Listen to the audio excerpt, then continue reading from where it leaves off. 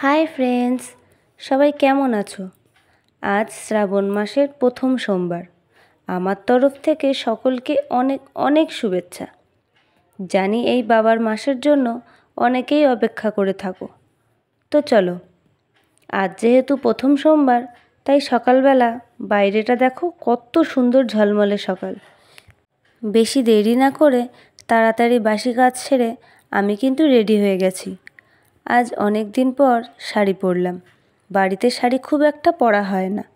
আজ যেহেতু বাবার মাথায় জল ঢালবো, তাই শাড়ি পরেছি। আর এবার পরবো শাখা আর সাথে সবুজ চুড়ি। শাখা খোলা, তার কারণ শাখাটা পরিষ্কার করেছিলাম, কিন্তু পরা হয়নি। আর এই সবুজ চুড়িগুলো আমার আগের বছরের কেনা ছিল।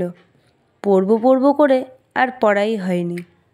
তাই আজ যেহেতু বাবার বার করেছি, তাই আজই উদ্বোধন করলাম। 2 হাতে পরলাম ঠিকই, কিন্তু জানি না কতদিন পরে থাকতে পারবো। সারাদিন এত কাজ করতে হয়, আর তাছাড়া আমি কিছু পরে থাকতে পারি না। সেটাই হলো আসল ব্যাপার। তো যাই হোক, আমি রেডি। কেমন লাগছে বলো?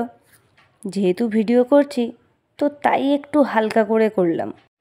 কিন্তু কিছু একটা তো মিসিং। এটা এবার ঠিক লাগছে।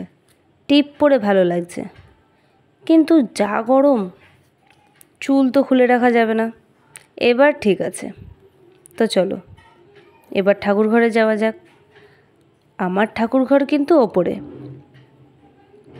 পুজো আমি আগেই দিয়ে এসেছিলাম। এখন শুধু আমার শিবটাকে চান করাবো। যেহেতু আমার বাড়িতেই শিব ঠাকুর আছে, তাই আমি বাড়ির শিবের মাথায় জল ঢালবো। আগের বছর যখন সোমবার করেছিলাম, তখন আমার ঠাকুর ঘরে শিব ঠাকুর ছিল না, তাই তখনই মন্দিরে গিয়ে ঢেলেছিলাম। আর মনে মনে ঠিক করেছিলাম সামনের বছর আমি আমার বাড়িতেই শিব ঠাকুর আনবো। তো ব্যাস, এবছর শান্তি করে নিজের ঠাকুর ঘরে জল ঢাললাম। যেহেতু বাড়িতে 2টো শিব আছে, তাই প্রতি সোমবারই কিন্তু জল ঢালা হয়। তাই একটা কোটোতে ঘি আর মধু একসাথে মিশানো থাকে।